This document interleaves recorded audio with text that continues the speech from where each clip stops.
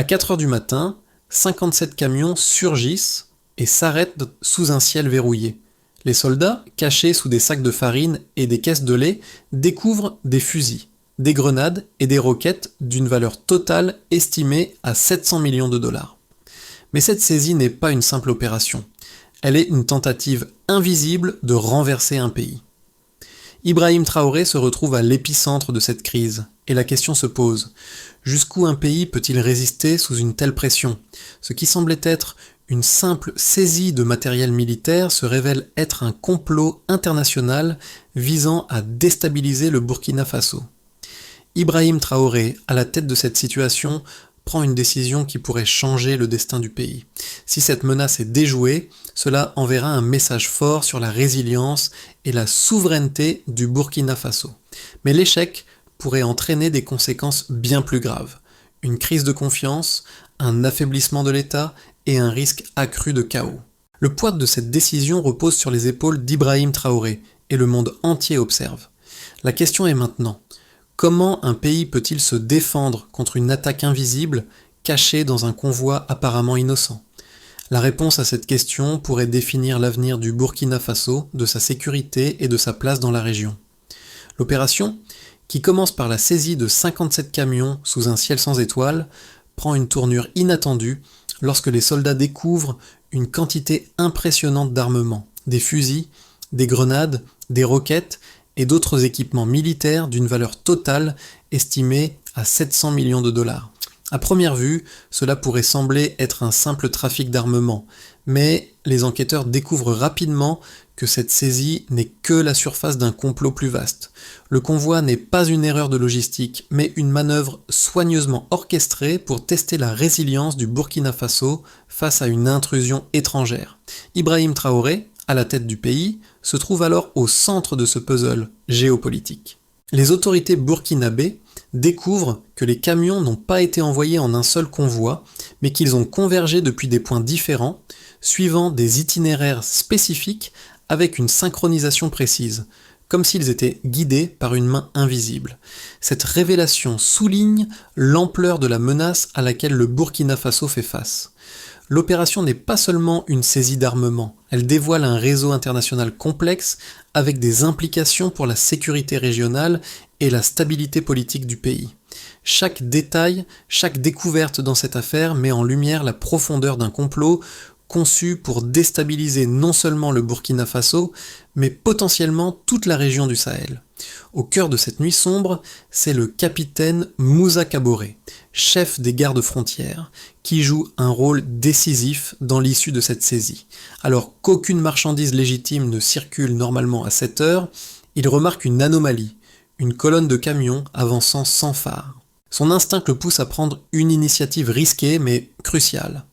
Il forme une petite unité improvisée de 15 soldats, 2 blindés légers et un drone prêté par l'armée afin de verrouiller le passage avant que les camions ne se dispersent. La décision de Kaboré se révèle être un tournant, un acte prémonitoire qui permet de stopper l'intrusion avant qu'elle ne prenne de l'ampleur. L'équipe de Kaboré fait face à un défi de taille, identifier rapidement la nature des camions et comprendre les intentions derrière ce convoi étrange. La saisie des camions ne révèle pas seulement des armes, mais aussi des indices sur la complexité de l'opération. Les caisses scellées, semblables à celles observées dans des zones de guerre du Moyen-Orient, et les récits incohérents des chauffeurs sont des signes évidents d'une logistique militaire bien orchestrée. L'action de Kaboré, rapide et décisive, empêche l'opération de se transformer en une crise de plus grande ampleur. En interceptant ce convoi, Kaboré et ses hommes ne réalisent pas seulement une action de sécurité.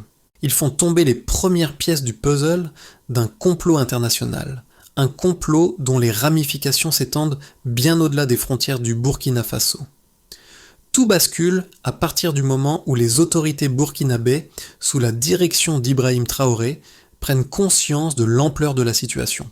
Alors que la saisie des 57 camions sous un ciel obscur semble être une simple intervention de routine, chaque détail découvert lors de l'inspection change la donne.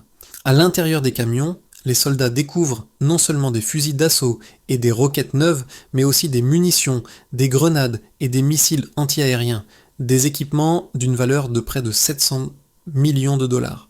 Ce n'est pas seulement un trafic d'armement, c'est une tentative de renverser un pays. Les premiers indices révèlent un réseau logistique extrêmement sophistiqué. Les 57 camions n'ont pas voyagé en convoi, mais ont suivi des itinéraires différents, convergeant sous un schéma parfaitement synchronisé. Ce type de coordination montre que l'opération dépasse le cadre d'un simple trafic d'armes. Elle s'apparente à une manœuvre géopolitique visant à tester la résilience de l'État burkinabé. Les autorités enquêtent sur la manière dont les camions ont pu traverser la frontière et arriver à destination sans éveiller de soupçons. Les chauffeurs des camions, bien que formés pour leur mission, donnent des récits incohérents. Certains affirment transporter des pièces agricoles, ce qui ajoute au mystère de l'opération. Mais un détail crucial émerge. L'un des chauffeurs parle d'un créneau horaire précis entre 3h45 et 4h20 pour effectuer la traversée, un timing qui ne semble pas être le fruit du hasard. Un contact extérieur aurait non seulement orchestré la logistique, mais aussi contrôlé le moment exact de l'opération. L'enquête, menée avec rigueur, révèle que cette saisie n'était qu'une petite partie d'un plan bien plus vaste. En examinant les numéros de série des armes, les autorités découvrent des liens avec des zones de guerre internationales, et les documents financiers montrent des flux d'argent à travers plusieurs pays, dont le Liban, le Yémen et l'Europe. Ce réseau, dont l'objectif est de déstabiliser le Burkina Faso, est bien plus sophistiqué que prévu. Ibrahim Traoré, face à ces découvertes, ordonne une investigation approfondie. Chaque arme, chaque caisse, chaque chauffeur doit être examiné en détail. Cela marque un tournant pour l'État burkinabé.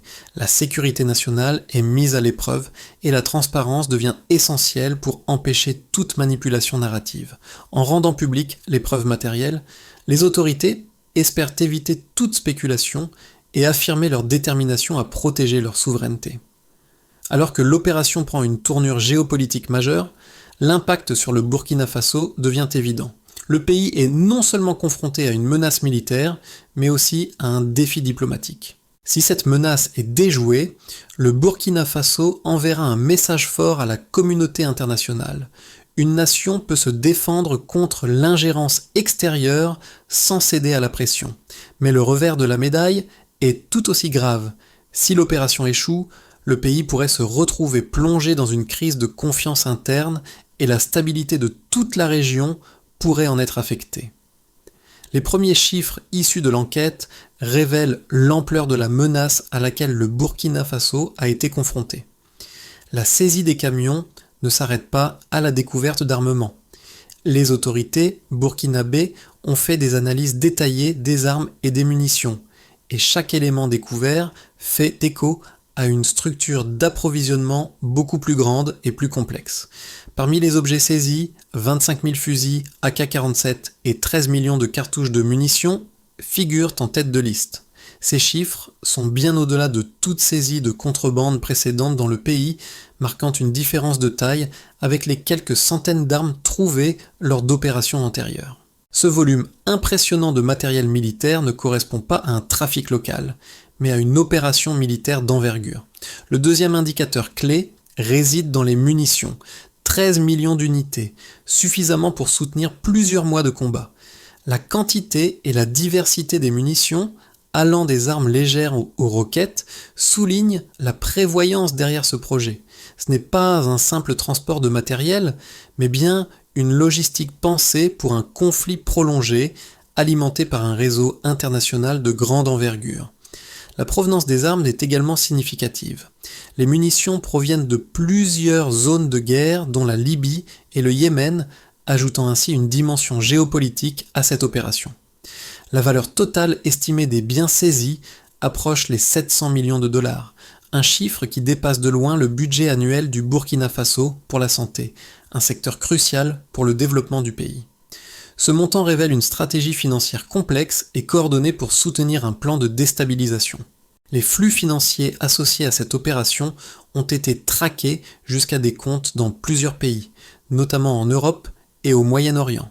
Cette globalisation du financement et de l'approvisionnement montre que le complot n'était pas le fruit d'un seul acteur local, mais d'un réseau international parfaitement orchestré. Au fur et à mesure que les enquêteurs approfondissent leurs recherches, de nouvelles découvertes viennent corroborer cette analyse. Les numéros de série des armes et les dates de production montrent que les équipements militaires étaient non seulement récents, mais aussi produits spécifiquement pour des zones de conflit. Ces éléments renforcent l'hypothèse selon laquelle le Burkina Faso a été pris pour cible par une opération extérieure cherchant à tester sa capacité de défense. Ibrahim Traoré, prenant pleinement conscience de la gravité de la situation, ordonne une enquête internationale pour identifier les commanditaires et les flux financiers sous-jacents à cette tentative de déstabilisation. En rendant publiques ces informations, l'État burkinabé entend envoyer un message fort. Le pays est non seulement capable de résister à de telles menaces, mais il peut également exposer les acteurs internationaux derrière ces complots. Ces chiffres et découvertes, bien plus que des simples statistiques, révèlent une vision stratégique complexe visant à affaiblir la souveraineté nationale du Burkina Faso. Ce qui semblait au départ être une simple saisie d'armes se transforme ainsi en la première étape d'une confrontation géopolitique beaucoup plus vaste. L'enquête révèle rapidement que les enjeux de cette saisie vont bien au-delà de l'aspect militaire. D'un côté, certains analystes affirment que cette opération est une tentative de manipuler l'opinion publique et de justifier un renforcement du pouvoir d'Ibrahim Traoré. Selon cette lecture, l'action du gouvernement pourrait être vue comme un moyen de consolider son autorité face à une crise extérieure qui n'était en réalité qu'un prétexte. L'accusation principale repose sur l'idée que la saisie, bien que spectaculaire, aurait pu être exagérée à des fins politiques, avec l'objectif de montrer au peuple burkinabé que l'État est capable de défendre ses frontières et de résister à l'ingérence extérieure. Cette approche, bien que plausible, soulève des questions sur la manipulation des informations et la transparence du gouvernement. D'un autre côté, un nombre croissant d'experts en sécurité soutient que la saisie des camions fait partie d'un complot international visant clairement à déstabiliser le Burkina Faso. Les preuves accumulées, la diversité des armes, la complexité de la logistique et la coordination internationale suggèrent qu'il ne s'agit pas simplement d'une tentative opportuniste, mais d'un projet politique bien organisé. La découverte des 25 000 fusils AK-47 et des millions de munitions, ainsi que la synchronisation parfaite des camions, indiquent que cette action était soigneusement préparée et soutenue par un réseau capable de financer, transporter et assembler un arsenal destiné à perturber l'ordre établi. Selon cette perspective, l'opération vise à tester la vulnérabilité de l'État burkinabé et à établir une tête de pont pour des actions plus larges dans la région. Les deux interprétations sont convaincantes à leur manière, mais il semble que la vérité se situe quelque part entre les deux. Il est possible que l'incident ait été amplifié par les autorités pour en tirer des avantages politiques internes. Cependant, l'ampleur et la précision de l'opération ne laissent aucune place au doute quant à l'existence d'un complot international. Cela révèle la fragilité du Burkina Faso face à des forces extérieures et souligne la nécessité pour le pays de renforcer ses mécanismes de sécurité nationale et de coopération régionale. Ainsi, l'incident met en lumière non seulement les défis auxquels le Burkina Faso est confronté en matière de sécurité, mais aussi la manière dont ces crises peuvent être utilisées à des fins politiques. La véritable question reste de savoir comment le pays et son gouvernement, dirigé par Ibrahim Traoré, vont répondre à cette situation complexe et quel impact cela aura sur la stabilité du pays à long terme. À ce stade, l'affaire prend une tournure plus dramatique. Un élément clé refait surface.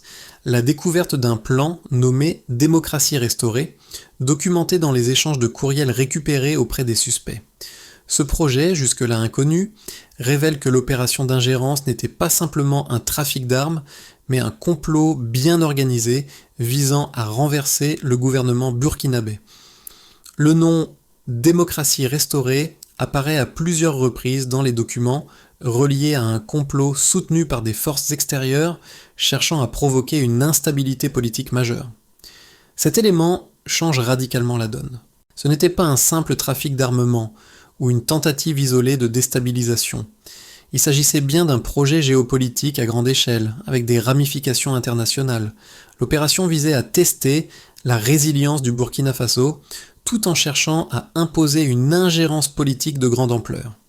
Cette révélation ouvre une nouvelle phase de l'enquête où les autorités burkinabées, sous la direction de Ibrahim Traoré, devront non seulement empêcher l'attaque, mais aussi contrer une stratégie de manipulation géopolitique visant à affecter l'équilibre de la région. Cet instant marque un tournant décisif dans la réponse de l'État burkinabé. Tout est désormais à jouer, non seulement la souveraineté du pays, mais aussi la stabilité d'une région entière. Les implications de cette saisie et de la découverte du complot vont bien au-delà de la simple sécurité nationale du Burkina Faso. Cette opération, apparemment anodine, a exposé une tentative d'ingérence internationale qui aurait pu renverser le gouvernement de Ibrahim Traoré. En réussissant à stopper ce complot, le Burkina Faso envoie un message fort à la communauté internationale. Un pays peut se défendre contre l'ingérence extérieure, préserver sa souveraineté et protéger ses institutions politiques. Cependant, cet événement a également des répercussions profondes, tant sur le plan national qu'international. Au niveau national, l'impact est immédiat. L'opération a renforcé le pouvoir de Traoré, mais elle a aussi mis en lumière les vulnérabilités structurelles du pays. Si le Burkina Faso a réussi à éviter le pire, cette crise a souligné le besoin urgent de renforcer les mécanismes internes de sécurité et de renseignement. Les frontières doivent être mieux protégées, les processus de vérification renforcés et la coordination entre les différents services de sécurité optimisés pour empêcher toute future tentative d'ingérence. L'opinion publique a par ailleurs réagi de manière mitigée. D'un côté, il y a une grande fierté nationale, une reconnaissance de la capacité de résistance du pays face à une menace extérieure. De l'autre, certains groupes d'opposition mettent en doute la gestion de l'affaire par le gouvernement et ses motivations politiques. Ils se demandent si cette crise n'a pas été amplifiée à des fins internes pour renforcer le contrôle de Traoré sur le pays. Sur le plan régional, cet incident a également des répercussions importantes. Les voisins du Burkina Faso, notamment le Mali et le Niger, réagissent rapidement. La situation a mis en évidence la nécessité de renforcer la coopération en matière de sécurité dans la région du Sahel. Ces pays, confrontés à des menaces similaires, voient dans l'incident une occasion de renforcer leur collaboration, notamment en matière de renseignement et de surveillance des frontières. Des réunions sont organisées pour évaluer la sécurité régionale et un plan de coordination trilatérale entre les trois pays est mis en place pour surveiller et neutraliser les flux d'armements illégaux. Sur le plan international, la communauté diplomatique prend également note de cet événement. Les partenaires étrangers du Burkina Faso, en particulier les puissances occidentales, commencent à réévaluer leur approche vis-à-vis du pays. Si certains saluent l'action de l'État burkinabé pour avoir protégé sa souveraineté, d'autres se montrent plus réservés, s'interrogeant sur les véritables motivations du gouvernement. L'incident pourrait également avoir des conséquences économiques, car le Burkina Faso pourrait se retrouver sous une pression accrue de la part de ses partenaires internationaux, notamment en matière de financement et de coopération commerciale. Cependant, certains observateurs estiment que cet événement pourrait aussi offrir de nouvelles opportunités économiques pour le pays, à condition qu'il réussisse à diversifier ses relations avec d'autres partenaires, notamment la Chine, la Russie et les économies émergentes. Au niveau géopolitique, l'incident pourrait même avoir des conséquences à long terme sur la stabilité du Sahel. Le Burkina Faso, en réussissant à déjouer cette tentative de renversement, pourrait devenir un symbole de résistance dans la région. Cependant, l'ombre d'une nouvelle tentative d'ingérence reste présente et les autorités burkinabées doivent rester vigilantes pour éviter que d'autres acteurs étrangers ne tentent de perturber la stabilité du pays et de la région. Après l'opération de saisie, 3 trajectoires possibles se dessinent pour l'avenir du Burkina Faso dans les 6 à 12 prochains mois. Tout dépendra de la manière dont le gouvernement d'Ibrahim Traoré gérera les retombées de cet incident, des décisions prises pour renforcer la sécurité nationale et de la façon d'interagir avec les voisins et les partenaires internationaux. Dans l'hypothèse la plus probable, le pays entrerait dans une phase de stabilité relative. Après avoir neutralisé la menace immédiate, l'État burkinabé renforcera ses infrastructures de sécurité, en particulier le contrôle des frontières et les mécanismes de renseignement. La coopération avec les pays voisins du Sahel, comme le Mali et le Niger, continuera de se solidifier et de nouvelles initiatives régionales seront mises en place pour surveiller les flux transfrontaliers d'armement. Sur le plan économique, la diversification des relations commerciales avec de nouveaux partenaires, notamment la Chine et la Russie, pourrait permettre au Burkina Faso de réduire sa dépendance vis-à-vis des puissances occidentales. Cependant, cette stabilité resterait fragile et dépendrait largement de la capacité du gouvernement à maintenir la confiance de la population, à gérer les tensions internes et à éviter les nouvelles crises. Si ces conditions sont remplies, le Burkina Faso pourrait connaître une période de relative tranquillité, bien que la menace extérieure demeure latente. Dans une lecture plus optimiste, cet incident pourrait devenir un tournant stratégique majeur pour le Burkina Faso. L'échec du complot d'ingérence pourrait renforcer l'image du pays comme un leader régional dans la défense de la souveraineté et de la transparence. La coopération avec les voisins du Sahel pourrait créer une plateforme régionale de sécurité renforcée, offrant ainsi une plus grande résilience face aux menaces d'extérieur. Économiquement, le pays pourrait connaître un renouveau grâce à l'élargissement de ses partenariats commerciaux avec de nouveaux alliés économiques, notamment la Chine, la Russie et d'autres économies émergentes. Le Burkina Faso pourrait également tirer parti de cette situation pour attirer de nouveaux investisseurs internationaux, en particulier dans les secteurs de l'énergie et des infrastructures. Ce scénario nécessiterait toutefois des réformes internes profondes et une gestion cohérente de la crise, ainsi qu'une volonté de transformation politique pour renforcer les institutions locales et garantir une stabilité à long terme. Dans la perspective la plus difficile, on pourrait assister à une escalade des tensions internes et à un isolement international du Burkina Faso. L'issue de la crise pourrait entraîner des sanctions internationales accrues, en raison de l'utilisation des événements à des fins politiques internes ou de la gestion perçue de la situation. Des groupes d'opposition pourraient exploiter la situation pour contester la légitimité du gouvernement et provoquer une instabilité politique accrue. Sur le plan économique, l'isolement du pays pourrait se traduire par une diminution de l'aide extérieure et une fuite des capitaux. L'absence de réformes structurelles suffisantes pourrait conduire à une détérioration de la situation sécuritaire interne, avec l'apparition de nouvelles factions rebelles cherchant à exploiter les failles de l'État. Cela pourrait entraîner une déstabilisation prolongée, voire une guerre civile. La montée de la corruption et de l'impunité pourrait également miner la confiance de la population, rendant toute tentative de redressement beaucoup plus difficile. Quel que soit le scénario, l'incident de la saisie des camions a placé le Burkina Faso à un tournant crucial. La gestion de la situation par le gouvernement dans les mois à venir sera décisive pour l'avenir du pays et pour sa position au sein de la région du Sahel. Les répercussions de cet événement ne se limitent pas à l'État et aux acteurs politiques. La société burkinabé dans son ensemble vit une situation inédite qui provoque une prise de conscience collective. Pour les citoyens, cet incident est bien plus qu'un simple fait militaire. Il représente la résilience du pays face à des forces extérieures cherchant à déstabiliser l'ordre national. Le peuple burkinabé se sent fier de l'action du gouvernement, qui a su déjouer une tentative d'ingérence et préserver sa souveraineté. Ce sentiment de fierté nationale pourrait renforcer l'unité du pays et inciter à une mobilisation générale en faveur du renforcement de la sécurité et de l'indépendance nationale. Cependant, une partie de la population pourrait également être plus sceptique. Les jeunes générations, notamment, pourraient remettre en question la gestion de cette crise par le gouvernement et s'interroger sur l'impact réel de ces événements sur leur avenir. Les débats sur la manipulation politique des faits ou sur l'usage stratégique de cette crise pourraient déstabiliser une partie de l'opinion publique, surtout si l'opposition utilise cet incident pour critiquer la gouvernance d'Ibrahim Traoré.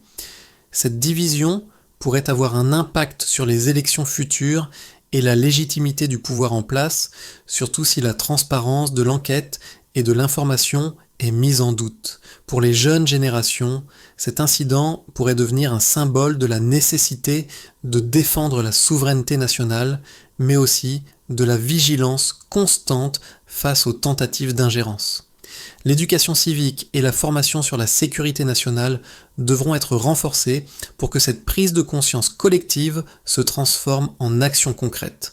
Au-delà de la simple admiration pour l'action du gouvernement, dans les mois à venir, les discussions locales et les forums en ligne joueront un rôle clé dans la construction de ce futur commun. Pour garantir une stabilité à long terme et éviter qu'un tel incident ne se reproduise, le Burkina Faso doit adopter une approche systématique et structurée. Les étapes clés pour renforcer la résilience nationale et prévenir toute ingérence future commencent par un renforcement des infrastructures de sécurité dans les 6 premiers mois. Le Burkina Faso doit d'abord investir dans ses postes frontières, installer des systèmes de détection sophistiqués et mettre en place un réseau de surveillance en temps réel, couplé à des technologies avancées de renseignement, afin de prévenir toute tentative d'infiltration.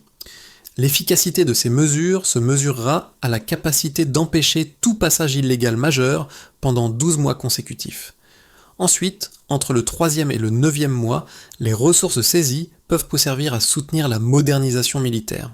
Les armes saisies devront être fondues et transformées en fonds de modernisation pour l'armée afin de financer l'équipement des unités frontalières et de renforcer la formation militaire.